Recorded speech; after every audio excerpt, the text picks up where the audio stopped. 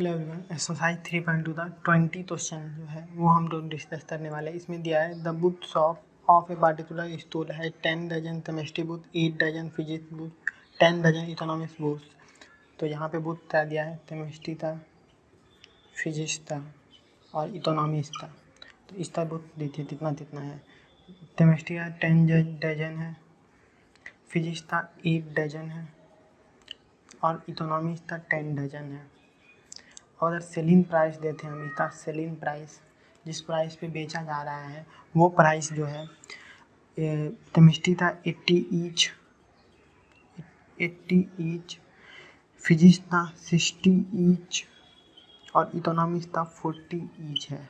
मतलब 40 रुपीज़ ही है, सब रुपीज़ में 40 रुपीज़ ईच है। तो आप अगर 8 डजन में, आप तो पहले तो ये पता ही होगा कि 8 डजन में 12 एलिमेंट होते हैं। 12 जो भी, मतलब अगर 8 डजन एप्पल आप लिए तो 12 एप्पल मतलब उसके अंदर होंगे, 12 एप्पल प्रेजेंट है। 8 डजन बनाना मतलब 12 बनाना, तो 8 डजन मतलब 12 होते हैं। तो आप अब हम लोग मल्टीप्लाई करते हैं, अगर टोटल मल्टीप्लाई करना है तो टोटल अमाउंट हमें निकालना है। टोटल अमाउंट निकालना है तो टोटल मल्टीप्लिकेशन हो जाएगा। टोटल मल्टीप्लिकेशन कैसे होगा कि 10 डजन है मतलब 10 × 12, 10 डजन है तो 8 डजन में 12 होता है, तो 10 डजन में कितना होता, 10 × 12 मतलब 120। अगर 8 डजन में 12 है तो 10 डजन में 120 होता, वही 10 × 12 120 हो गया। इंटू कितना, 80 एलिमेंट प्रेजेंट है। ये तो सिर्फ एक बात का हुआ। अब 80 ऐसे 80 प्रेजेंट है तो इंटू 80 प्लस सिमिलरली ऐसे 8 डजन में 12, 8 × 12 इंटू 60 प्लस ऐसे इकोनॉमिक्स था 10 × 12 इंटू 40। समझ में आया ना। आप तो 8 डजन में 12 एलिमेंट होता है तो 10 डजन में 120 एलिमेंट होगा। और 80 तो हर 80 जो है वो एक का प्राइस है, तो टोटल प्राइस निकालने के लिए सबसे मल्टीप्लाई करना पड़ेगा। मान लीजिए देखिए, आप तो एक बुक का दाम आपके 5 रुपया है, आपने 25 बुक लिया तो 25 बुक का दाम कितना होगा, आप 5 से मल्टीप्लाई करोगे तो 125 बुक का दाम 125 होगा। तो ये एग्जाम्पल के तौर पे मैंने लिया, आप तो समझाने के लिए कि इसी के लिए मैं मल्टीप्लिकेशन कर रहा हूँ। आप लोग सर मल्टीप्लाई क्यों कर रहे हैं, क्यों मल्टीप्लिकेशन हो रहा है, एडिशन क्यों नहीं हो रहा, सब्ट्रैक्शन क्यों नहीं हो रहा। मल्टीप्लिकेशन इसलिए हो रहा है तो अगर एक बुक का दाम 5 रुपया है तो 25 बुक का दाम कितना होगा, 25 × 5। तो यहाँ पे भी अगर आप ठीक से थे तो 1 × 5 है, जितना एलिमेंट है उससे मल्टीप्लिकेशन किया जाता है जितना रुपीज़ है उसका। तो यहाँ पे 25 × 5 आएगा, आप देख पा रहे हैं। तो अब हम इसे सिंप्लीफाई करते हैं। आंसर में आंसर में लाया हूँ, आंसर में लिख देता हूँ। अगर आप इसको मल्टीप्लाई करें हैं तो 120 × 80, 120 × 80 कितना हो जाएगा, 120 × 80 हो जाएगा 9600। सिमिलरली अगर 8 × 12 × 60 अगर हम लोग करें तो ये आएगा 5760। उसके बाद फिर अगर 10 × 12 × 40 करें तो वो हो जाएगा 4800। अब अगर इसको हम मैट्रिक्स मल्टीप्लिकेशन के थ्रू दिखाएं, ये तो नॉर्मल मेथड था, मैट्रिक्स मल्टीप्लिकेशन के थ्रू भी मैं आपको दिखाता हूँ। तो मैट्रिक्स मल्टीप्लिकेशन के थ्रू भी हम आपको दिखाते हैं। तो मैट्रिक्स मल्टीप्लिकेशन के थ्रू क्या होगा, मैट्रिक्स मल्टीप्लिकेशन के थ्रू सारे डजन हमने लिखा, तो ये क्या है 12 × 10। तो देखिए केमिस्ट्री का क्या था, केमिस्ट्री का था 10 डजन और 8 डजन में 12 एलिमेंट होते हैं तो 12 120 एलिमेंट। ऐसे ही जब फिजिक्स था 8 था तो 8 × 12, ऐसे ही केमिस्ट्री इकोनॉमिक्स था 10 था तो 10 × 12। तो ये हमने ऐसे लिखा है, ये मैंने रिप्रेजेंट आप तो समझाने के लिए लिखा है। आप मतलब एग्जाम में सिर्फ इतना ही लिखते आना, इतना ही, ये मैंने आप तो समझाने के लिए लिख दिया था।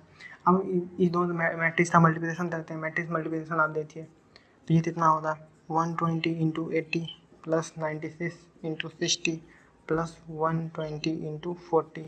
अब इसका आंसर निकालते हैं। इसका आंसर तो हमें पहले से ही पता है, 9600 प्लस 5760 प्लस 4800।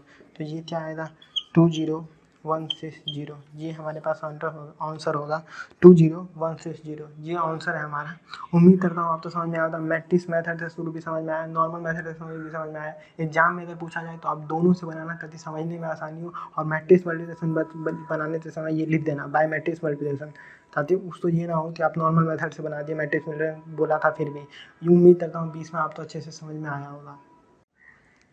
एक्सरसाइज 3.2 था 21 क्वेश्चन हम लोग डिस्कस करने वाले। 21 नंबर क्वेश्चन, इसमें क्या दिया है, assume SYZWPR matrix of order इतना इतना इतना इतना, choose the correct answer in question number 21 और 22, 21 मैंने अभी लिखा है। इसमें मैं T और P पे ऐसा कंडीशन देता जिसमें मैट्रिक्स सेटिस्फाई करना चाहिए, मैट्रिक्स अनसेटिस्फाई नहीं करना चाहिए। तो क्वेश्चन में पहले ऑर्डर्स दिए हुए सारे एस था, तो मैं पहले वो लिख देता हूँ 2 इंटू एन, तो मैं y इक्वल टू 3 इंटू ते, तो मैं z equal to 2 into P, तो मैं w equal to n into 3, p equal to p into ते।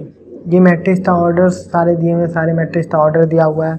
अब हमारे पास क्या दिया हुआ है, p इंटू वाई प्लस डब्ल्यू into y, p into y plus डब्ल्यू इंटू वाई जो है वो 30 कंडीशन पे अनडिफाइंड नहीं होना चाहिए, डिफाइंड होना चाहिए, डिफाइंड होना चाहिए, वायलेट नहीं करना चाहिए रूल। तो हम लोग p इंटू वाई प्लस डब्ल्यू इंटू वाई तो हम लोग क्या करते हैं, मैट्रिक्स बनाते हैं और उसमें मैट्रिक्स में देखते हैं। तो यहाँ पे p का क्या होता है, p इंटू ते, इंटू वाई का क्या होता है 3 इंटू ते, प्लस W का क्या होगा, W का होगा n इंटू 3, वाई का क्या होगा 3 इंटू ते।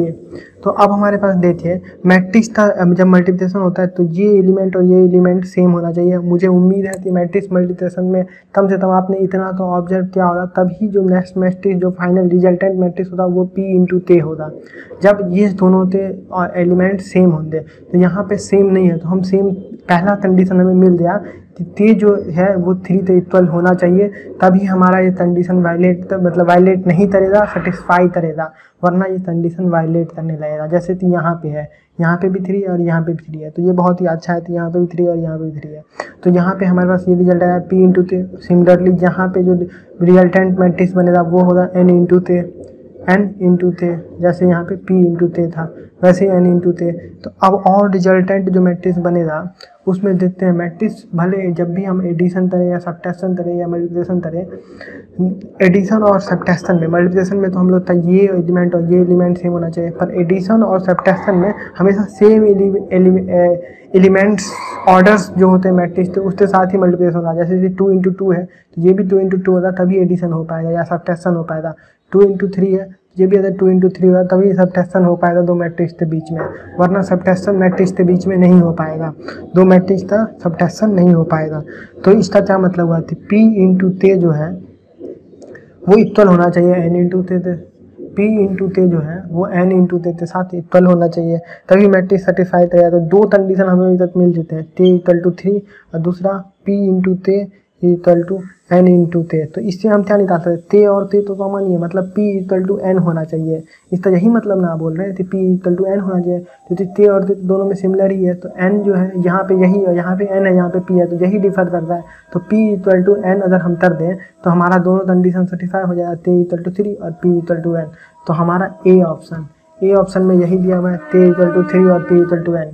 तो अगर t इक्वल टू 3 और p इक्वल टू n दे दें तो ये कंडीशन, ये मैट्रिक्स जो होगा वो सक्सेसफुली इम्प्लीमेंट हो पाएगा, कोई भी दिक्कत नहीं होगा, हमें रिजल्टेंट अच्छे से मिल जाएगा, रिजल्ट अच्छे से मिल जाएगा। ये तो हमारा हो गया 21। 22 क्वेश्चन में भी हमें कुछ ऐसा ही करना है, वो भी आप देख लीजिए। तो 22 नंबर, 21 नंबर तो हम लोग डिस्कस कर चुके हैं, 22 नंबर डिस्कस करते हैं। If n equal to p then the order of the matrix इतना, इस मैट्रिक्स का हमें ऑर्डर पता लगाना है 7s माइनस 5z का। तो हम लोग s7 इंटू s का क्या था 2 into n, 2 into n, 2 into n, आपने पहले देखा होगा, यहाँ देखिए आप 2 इंटू n, 2 इंटू n था, माइनस 5 इंटू z का क्या था 2 इंटू p, 2 इंटू p था ना, यहाँ आप देखिए 2 इंटू पी। तो ये क्लियर हो गया। अब बता दीजिए कोई भी स्टेलर मैट्रिक्स तो हम लोग मल्टीप्लाई करेंगे, स्टेलर एलिमेंट्स और मैट्रिक्स के अंदर मल्टीप्लाई करेंगे, तो ऑर्डर में कोई फर्क नहीं पड़ेगा, ऑर्डर 2 इंटू 3 यहाँ पे भी होगा और यहाँ पे भी ऑर्डर 2 इंटू पी ही होगा, ऑर्डर में कोई फर्क नहीं पड़ेगा, ऑर्डर सेम ही रहेगा। तो या तो देखिए अब मैट्रिक्स का हम लोग एडिशन नहीं कर रहे हैं, यहाँ पे तो मैट्रिक्स का सब्ट्रैक्शन हो, तो मैट्रिक्स का हम लोग एडिशन करें या फिर सब्ट्रैक्शन करें, यहाँ पे तो सब्ट्रैक्शन हो रहा है, पर जब भी हम एडिशन और सब्ट्रैक्शन करेंगे तो ऑर्डर दोनों मैट्रिक्स का सेम होना चाहिए, तभी एडिशन और सब्ट्रैक्शन हो पाएगा, वरना एडिशन और सब्ट्रैक्शन नहीं हो पाएगा। तो एडिशन और सब्ट्रैक्शन होने के लिए ये दोनों इक्वल होना चाहिए। तो यहाँ पे 2 है, यहाँ पे 2 है, ये दोनों तो इक्वल है, लेकिन यहाँ पे p है, यहाँ पे n है, तो अगर हम p इक्वल टू n कर दें तो हमारा हो जाएगा। तो यहाँ फिर रिजल्ट आएगा 2 इंटू n और रिजल्ट आएगा 2 इंटू पी। तो दो रिजल्ट आएगा, या तो 2 इंटू n या 2 इंटू पी, ये दोनों में से तो एक ऑर्डर होगा, दोनों ऑर्डर हो सकते हैं 2 × n और 2 × p। ये ऑर्डर हो सकता है फाइनल मैट्रिक्स का। और यहाँ पे कंडीशन क्या होना चाहिए कि n जो होना चाहिए वो p ते इक्वल होना चाहिए, n p ते इक्वल होना चाहिए। तो ये इसमें सेटिस्फाई कर रहा है। या तो 2 × n होगा या तो 2 × p होगा। तो 2 × p तो किसी में नहीं है, 2 × n है तो 2 × n मतलब बी ऑप्शन। बी हम अब ये p × 2 मत लिख दिया है तो यहाँ पे रो चेंज हो जाएगा। यहाँ पे 2 रो है, 2 रो है, p कॉलम है। यहाँ पे p रो हो जाएगा, 2 कॉलम हो जाएगा। ये एकदम अपोजिट है, इसको मत ऑब्जर्व करने लग जाएगा। बहुत लोग ये गलती कर देते हैं, 8 मार देते हैं।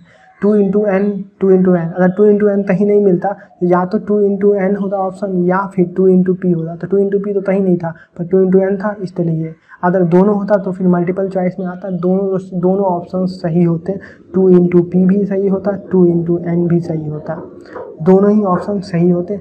इसके साथ हमारा एक्सरसाइज खत्म हो गया। हमारा एक्सरसाइज 3.2 कंप्लीट खत्म हो गया। अगर आपको कोई भी डाउट है 3.2 से रिलेटेड तो आप बता दीजिए कि क्या डाउट है। अगर मुझे लगा कि सही में बहुत ज़्यादा लोग का डाउट है तो मैं उस पर एक वीडियो बना दूंगा, उस डाउट को आपका क्लियर कर दूंगा। कोई भी दिक्कत है तो आप मुझसे पूछ सकते हैं। मेरे इंस्टाग्राम पे भी आप जाकर देख सकते हैं। आपको कोई भी डाउट है तो आप जाइए, देखिए, पूछिए। आप मुझे चैनल को सब्सक्राइब करिए।